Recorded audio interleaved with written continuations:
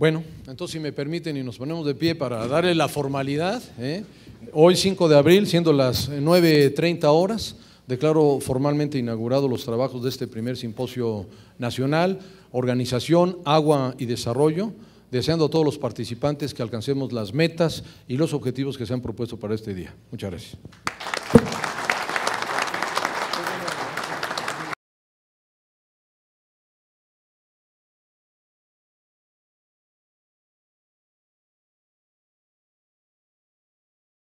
Particularmente el presidente Felipe Calderón, y yo creo que todos aquí coincidimos, en una visión también de una filosofía que se basa en el humanismo trascendente, es decir, en el hombre, en la persona y en su desarrollo equilibrado y en su desarrollo constante. Y esta filosofía fue la que llevó al presidente Felipe Calderón en ese proceso de transición, es decir, de cuando es uno autoridad electa a cuando se toma la posesión, que ustedes recordarán fueron meses muy álgidos, o días muy álgidos, es decir, entre el proceso electoral, la calificación del proceso y la toma de posesión, pues ustedes recordarán todo lo que sucedió, pero es muy importante decirles que este periodo de transición también es muy rico para los gobiernos que arrancan cuando tienen una vez el voto, digamos, mayoritario de todos los ciudadanos. Y este periodo de transición, precisamente, el presidente Calderón lo dedicó a una planeación con visión a 30 años. Y así le denominamos, México Visión 2030. Es decir, fue un ejercicio de planificación del gobierno sobre el que se sustentó el Plan Nacional de Desarrollo, el Plan Nacional Hídrico, y se establecieron las metas en materia de agua, con una visión sustentable, una visión a 30 años, la visión 2030, ¿no? que me parece que es una forma de planeación en el gobierno muy importante. Yo siempre he creído que un buen gobierno tiene que tener visión de muy largo plazo. Todos vivimos las dificultades de un gobierno municipal de solo 3 años, o de un gobierno de un estado o de un gobierno federal a 6 años, cuando en realidad la problemática de nuestro país es mucho más compleja, y si no establecemos esta visión de largo plazo, difícilmente encontramos solución a los gravísimos problemas de la pobreza, de la falta de productividad, de la falta de planeación urbana, de la falta de eficiencia en el uso del agua. Y concentrándonos en el tema particularmente del agua, nos encontramos ante una situación, yo diría crítica, por decirlo menos. Es decir, una evolución en las últimas décadas en donde México ha perdido su disponibilidad de agua dulce de manera impresionante, claro, en paralelo a un crecimiento muy alto de la demanda, pero principalmente hemos tenido también una contaminación de nuestros ríos, de nuestros cuerpos de agua, de nuestras playas, por falta de tratamiento, por falta de saneamiento y reuso del agua. La mala planeación en el tema del agua se podría justificar en la evolución de las políticas en materia de agua. Ustedes saben que en el siglo pasado, en el siglo XX, México tuvo un empuje muy fuerte a partir de 1926, cuando se crea la Comisión Nacional de Irrigación. Ahí se toma una decisión, desde mi punto de vista, acertada, correcta, que es incrementar la oferta de agua para permitir el desarrollo de México en función de su capacidad agrícola. Y es ahí cuando en 1926 se arrancan las grandes obras, la construcción de los grandes distritos de riego, las grandes presas y todo ese sistema integral de distritos de riego que son el conjunto de presas, la red primaria de canales y la red secundaria, que hoy por hoy siguen siendo orgullo nacional, orgullo a nivel mundial. Todo el mundo reconoce en México el alto nivel de la ingeniería civil y de la ingeniería hidráulica al haber construido estas grandes obras hidráulicas. Y así fue surgiendo ese incremento en la oferta. Se transforma en 1946 la Secretaría de Recursos Hidráulicos, en 1976 se transforma en Agricultura y Recursos Hidráulicos, Y luego viene una transformación que ustedes recordarán en 1989 a la Comisión Nacional del Agua, todavía dentro del área de la SARCH y finalmente ya la Comisión Nacional del Agua en el sector ambiental. Entonces, sí hay una transformación necesaria de la oferta del agua a la mejor administración del agua en función pues, de una realidad que estamos viviendo de pérdida de disponibilidad. Entonces, la agenda del agua, además de ser un ejercicio democrático de amplísima participación, nos permitió en la Comisión Nacional del Agua hacer un diagnóstico mucho más a fondo en temas de disponibilidad y de visión a los próximos 20 años. Y el asunto es francamente preocupante. Miren ustedes, dar cifras a lo mejor no ayuda, pero lo van a tener en el documento, no sé si lo tengas aquí, Sergio, de la Agenda 2030, que podamos repartirles a todos ustedes. Si no, ahorita se los mando, porque yo ahorita voy a una reunión con diputados y se los mando. Bueno, realmente la demanda en este momento es de 78.400 millones de metros cúbicos año. Yo creo que es un buen dato, al menos tener cuál es la cifra de nuestra demanda, ¿no? Pero hay un problema muy serio. La oferta sustentable, es decir, el agua que podemos considerar sustentable, que proviene de acuíferos en equilibrio, de escurrimientos en donde no tenemos degradación de cuencas, es de 66.900 millones, y la diferencia, que son 11.500 millones de metros cúbicos, es una cantidad verdaderamente enorme, se considera un gasto no sustentable, es decir, proviene de o gasto ecológico en las cuencas o de sobreexplotación de acuíferos. Y este es un dato preocupante que ustedes conocen mejor que yo, que muchos de los acuíferos de donde tomamos agua de nuestras unidades de riego están sobreexplotados. Ustedes saben que los hidrólogos, los especialistas a nivel mundial, marcan que un acuífero no debe de estar arriba del 40% de extracción sobre su recarga media anual estimada. Arriba de esa cifra se dice que el acuífero lo metemos en estrés hídrico. Hoy en nuestro país tenemos por lo menos 101 acuíferos que estamos extrayendo arriba del 100% de su recarga media anual estimada. Si el 40% se le llama estrés hídrico, ¿cómo le llamaremos a una extracción del 100% de su capacidad? Pero no nos quedamos contentos con ello. Hay acuíferos como aquí, en la Ciudad de México, que se extrae 4 veces la capacidad de recarga media anual. Lógicamente, el nivel de nuestros acuíferos cada vez va para abajo y año con año son varios metros de pérdida de nivel en nuestros acuíferos y definitivamente se va a perder ese acuífero. Y todos aquí debemos reconocer que perder un acuífero pues es perder la vida, es perder el desarrollo, es perder toda la capacidad.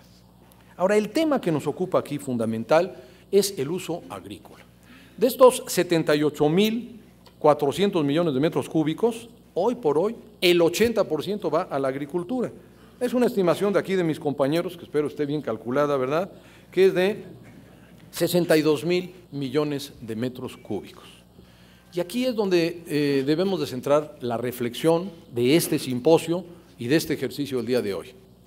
México ocupa casi el 80% en los usos agrícolas, sin tomar en cuenta la parte, digamos, hidroeléctrica, para podernos comparar en el contexto internacional, cuando Europa ocupa el 40% aproximadamente de sus usos en materia agrícola. ¿Qué quiere decir esto? Pues es muy sencillo, que tenemos una muy baja eficiencia en el uso agrícola. Y aquí es donde se abre la mayor oportunidad, precisamente frente a esta visión que hemos estructurado en la Agenda 2030. El uso del agua, donde más oportunidad tenemos de recuperación, pues es en la agricultura. Porque desde luego que la fórmula para recuperar acuíferos y cuencas es el uso eficiente en la industria, en el uso público urbano y en la agricultura. Pero es tan alto nuestro porcentaje de uso en la agricultura, del orden de 60.000 millones de metros cúbicos por año, que cada punto porcentual que nosotros pudiéramos ir reduciendo en el uso agrícola se convertiría en cientos de millones de metros cúbicos. Por ejemplo, si nosotros pudiéramos estimativamente reducir del 77 al 76%, bueno, pues esto implicaría un ahorro del 1% del uso agrícola, que yo estimo en el orden de 660,000 millones de metros cúbicos. Perdón, 660 millones de metros cúbicos. Es lo malo de usar cifras, ¿verdad? Y sobre todo en la mañana. Bueno, 660 millones de metros cúbicos, por poner una referencia, es 1.5 veces todo el sistema Cutzamala que alimenta esta ciudad, que es una parte de la alimentación de agua potable para la ciudad. Pero nos damos una idea de la dimensión de lo que implicaría reducir un punto porcentual.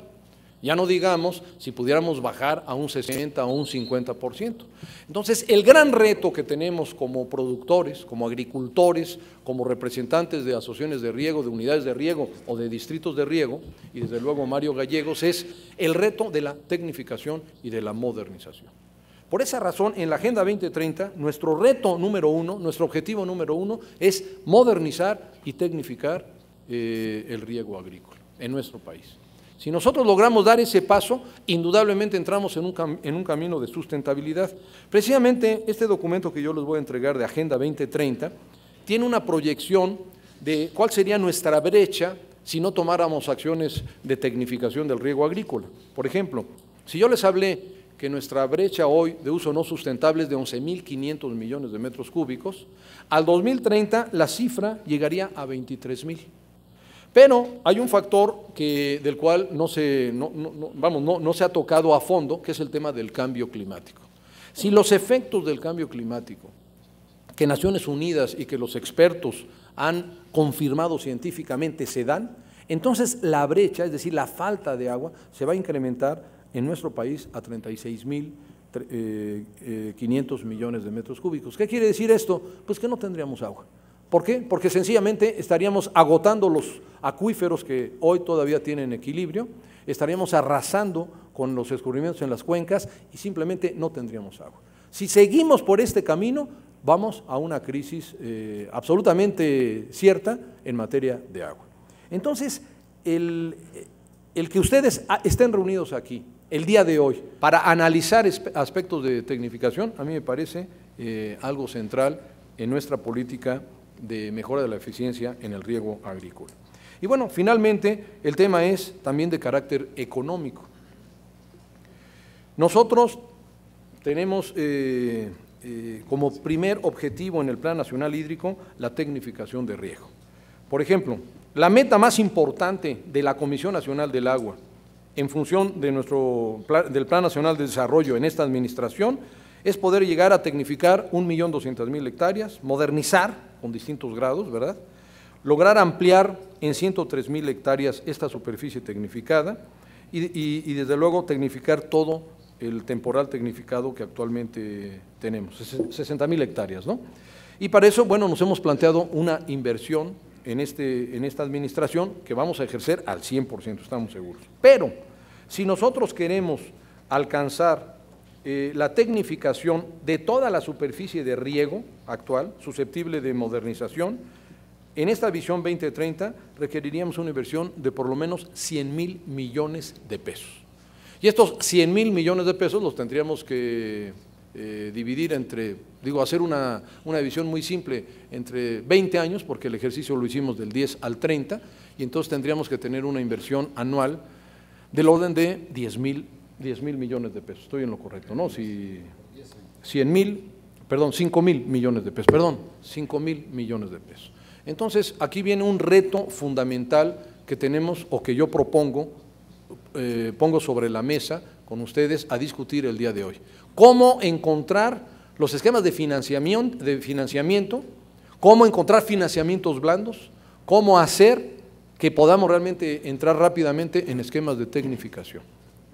Que podamos modernizar toda la superficie de riego del país y que podamos encontrar también en el mercado, con la Secretaría de Agricultura, con todas las organizaciones involucradas, un esquema también de selección de cultivos de alto valor agregado.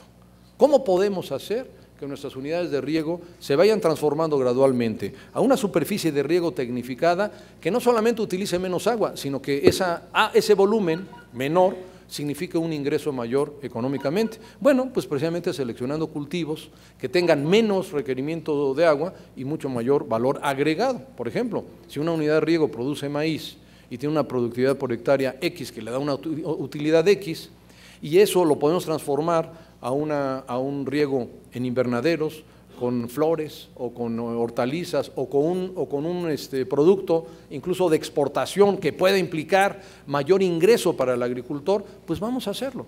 Y ese es el reto que me parece que tenemos como productores, como mexicanos, como autoridades. Apoyar al productor, apoyar a las unidades de riego, con los esquemas de financiamiento y con los esquemas de apoyo técnico que permita esta transformación, digamos, gradual, pero a la vez acelerada, a la tecnificación, al uso sustentable del agua y a la selección de cultivos con mayor valor agregado. Yo a eso invito, ¿verdad?, agradeciendo de antemano el esfuerzo a lo largo del día de hoy y desde luego poniendo a disposición todas las capacidades, todo el esfuerzo de la Comisión Nacional del Agua, de nuestros técnicos, de nuestros responsables en el área hidroagrícola a nivel nacional, encabezadas aquí por Sergio Soto, para que podamos de una forma, digamos, unificada, caminar. Que la autoridad tenemos la obligación de servir y nuestra única función es, en nuestro trayecto como funcionarios públicos, mejorar las condiciones de la institución a la que pertenecemos y cumplir las metas y los objetivos que nos vamos a plantear aquí con ustedes. Muchísimas gracias y buenos días.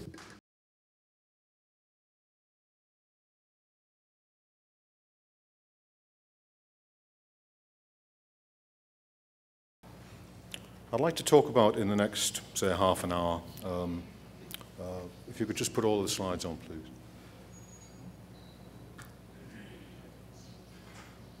I'd like to provide some context and background to myself. I am a practicing academic, but I've worked with farmers for perhaps 20 years. I work on a farm most weekends, sheep farm, and I'm from the north of England. My interest in rural entrepreneurship is threefold. I'm particularly interested in sustainable communities and what makes a sustainable community. Second of all, I'm interested in the whole concept of enterprising regions and why some regions are more enterprising and entrepreneurial than others. And I'm also interested in the notion of encouraging and facilitating the entrepreneurial capability and capacity of farmers. Can you just move all of those on, please? My work recently has been involved with farmers across Europe. I've just finished a major project with Polish farmers, Finnish farmers from Finland, Netherlands, Scotland, England, and Italy. What I want to do over the next half an hour is define sustainability. I want to briefly talk about the UK's rural strategy and see if there are any links to the Mexican rural strategy. I want to talk about the role of regional government and regional authorities. And I'm going to give you some practical examples of some farmer diversification that I've worked with over the last 2 years. And I'm going to ask you a number of questions about the implications for you. So, the context, if you could move on, please, and put the whole slide up. Next. I want to talk about a number of key issues and questions as I see them. The first of which is definitional. Could you put the whole slide on, I think, please? I want to ask this question of you: what makes a sustainable rural in Mexico? And more importantly, sustainable for whom? The second thing is, excuse me, could you move out of the way? Thanks, good man. I want to ask this notion of the fact that rural areas are extremely diverse. There is no such thing as a homogeneous rural, and in particular in Mexico, I think you would argue. The other key issue, I think, for me, is this notion of environmental issues, and there are three as I see them, the first of which is food security and land use, the second of which is energy, and the third is transportation. These, for me, are the key issues which are facing every economy, and particularly developing economies such as Mexico. Another key issue is the one of demographic change and population settlement. Clearly, what we are seeing is, and not just in developing economies, a movement away from rural areas into urban areas, and urbanization, as people do no longer wish to work in a farm environment. And many of you will see this yourselves. The average age of a farmer in Mexico is 55, and many children are not wanting to stay on the farm, which poses a significant and major problem. Next slide, please. For me, another issue is this one of rural deprivation. Rural deprivation is becoming an increasingly important phenomenon. And in the opening address, your colleague talked about water shortage, which cases for and causes rural deprivation. We're also seeing in rural areas which are disenfranchised the whole issue of mobility inequality and the infrastructure. Transport is much more difficult for rural businesses and for farmers than it is in other economies. We also see the growth of the formal and the informal economy, but it's important for you to recognise that rural enterprise support is not just for the land-based sector. And in a few moments, I'll try and explain why I think that is. One of the things that I know is an emotive term here in Mexico, but in the UK context, social enterprise is something that is becoming very much more of a dynamic entrepreneurial force. And the final thing in this issue of the context of rurality is the whole concept of knowledge transfer. A key issue for rural businesses and rural areas is, first of all, retaining the skills of young people and encouraging young people to stay within an area, and also developing people who have moved away to university to come back to the rural environment. The second thing is B2B, and the extent to which you as rural businesses can develop and learn from business to business entrepreneurial support. And the final thing is this new concept of how communities can learn from other communities. So what is the problem identification? If you could move the slide on, please. Put it all on. I think if we consider that if we foster entrepreneurial capability and capacity, it is one way of addressing economic underperformance in rural areas. So for me, this is key. It is vitally important.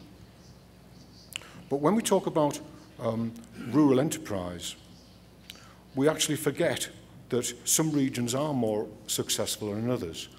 And a question that I think is recurring is, why is that so?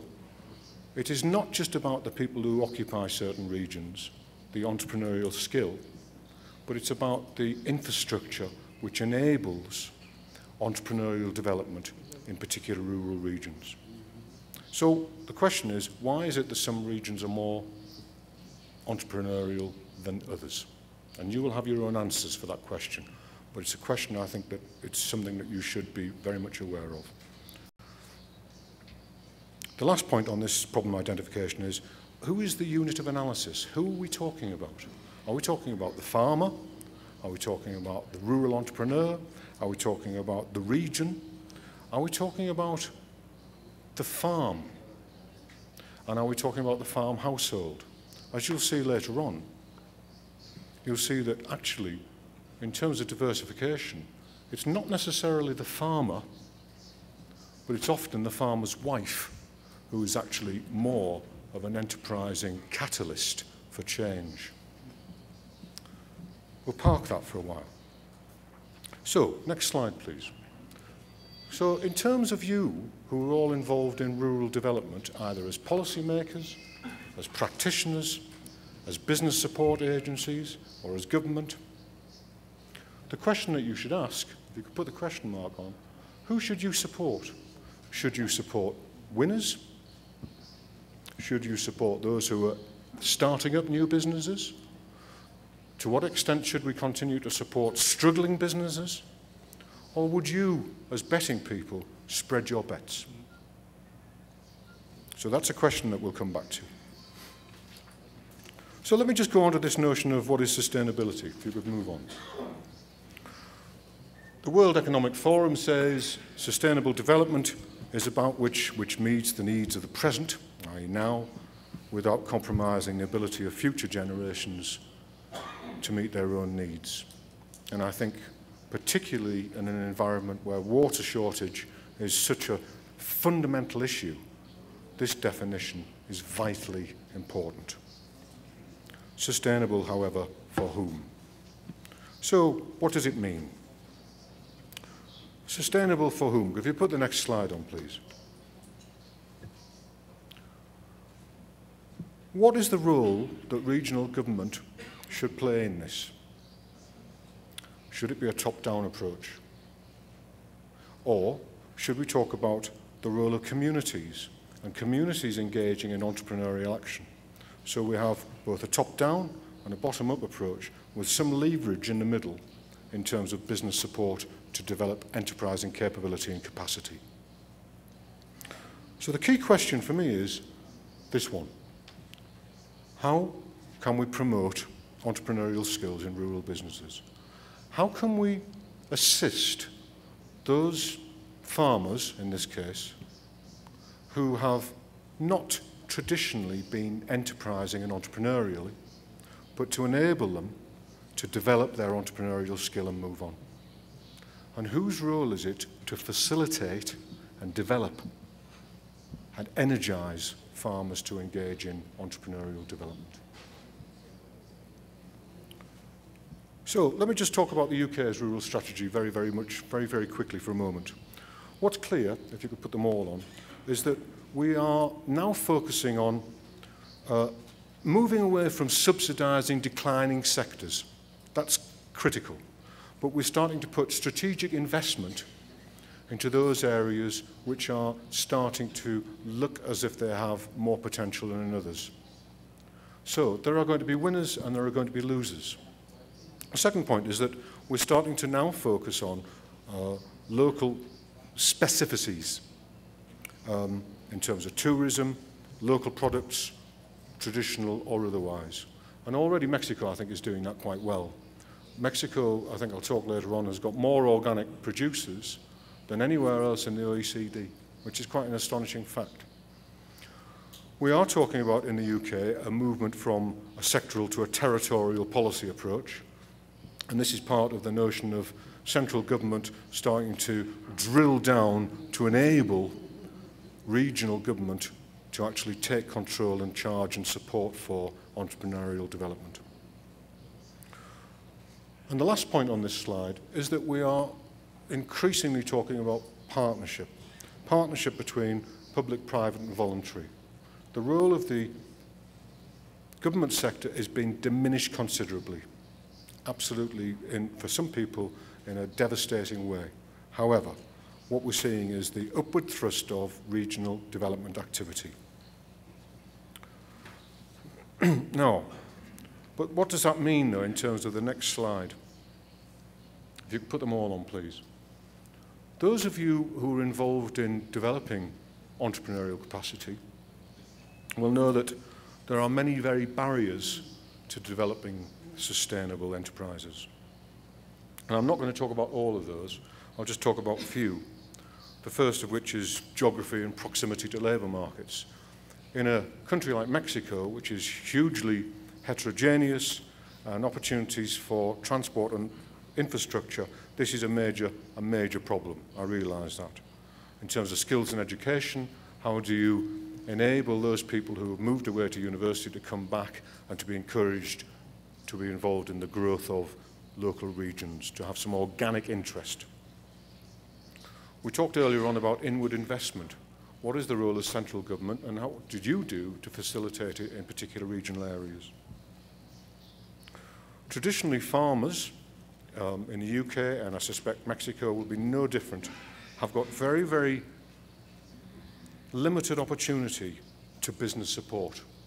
And this, I think, is a key driver, that farmers who want to diversify and become more enterprising need to be given additional support. You cannot just remove the pillar of support without giving people an opportunity to develop their entrepreneurial capability and capacity.